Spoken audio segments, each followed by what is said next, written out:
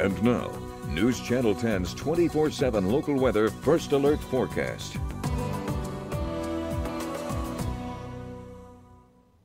Well, hello and happy Friday, everyone. I'm meteorologist Shelden checking in with a quick look at the rest of your Friday as you're gearing up for the weekend. And well, we've got a bit of a mixed bag out there. So starting out for most of the day Friday, we have seen some pretty cloudy conditions at times, especially if you're down in the central to southeastern parts of the area. Some places a little more sunshine than others. And well, as a matter of fact, that is our next weather maker, clouds and what little warmth that we might be seeing here across the rest of our day. So looking at your high definition model one first, so unfortunately not expecting any rain, anything like that, but you will notice the later we go in the day, cloud cover does start to increase.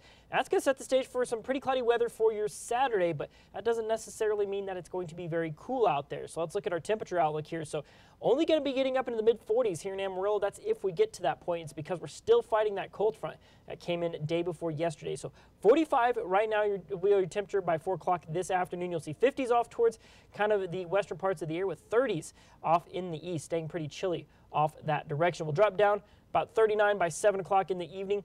30 degrees right there you'll see by 11 o'clock Friday evening. That's going to be our overnight low. We'll actually bounce between 30 and 32 degrees for most of the evening because of that cloud cover. It will actually keep us just a touch warmer. Now, we're going to force most of the cool air out as we go on into your Saturday, but here's the thing, not everyone. 66 here in Amarillo, we'll see some places pushing up to the 70s, such as Dalhart and Guyman, but if you're down in Childress, might see low 50s, and that's really about it. And that's because of the winds. Watch this. We're going to see southeasterly winds. That's going to help funnel in that upper level moisture. That's what's going to increase that cloud cover.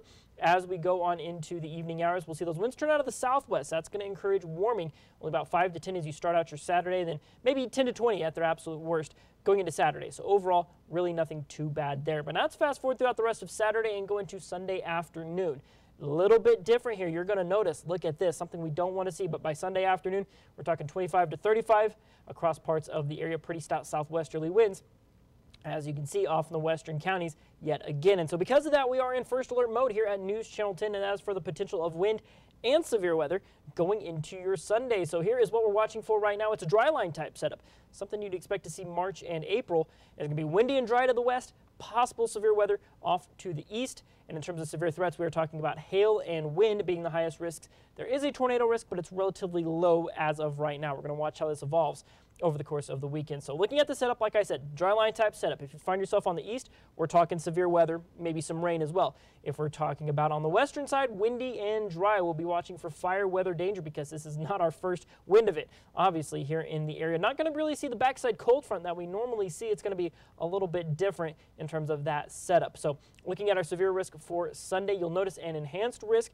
that barely clips Childress and Hardeman County, moves on up into Oklahoma. So really, I think we're going to be on the further kind of western edge of the system as it develops. You got a slight risk outside of that marginal there by Borger, and then Amarillo, we're just outside of that in the thunderstorm risk. And like I said, I think that's a pretty generous placement for us, but it all depends on where that dry line really starts to set up. Now on the flip side of it, we have a high wind watch. This is also for your Sunday night into Monday morning. You'll notice it favors that eastern row of counties, everything to the west under that high wind warning. That's for gusts upwards of 60 miles an hour. So because of this leads us to believe we're probably going to be on the wrong side of that dry line. We'll see a pretty windy day. So really first alert either way. First alert either for the strong winds we're going to be seeing, or first alert for the potential of severe weather in parts of the area. So let's break down this 7-day supercast. About 45 for your Friday, 66 in mostly cloudy skies for your Saturday, 76 on Sunday. If you count the winds out, that's a pretty nice temperature, but westerly winds expected at 35 miles an hour. About a 20% shot at that moisture, so we'll keep a close eye there.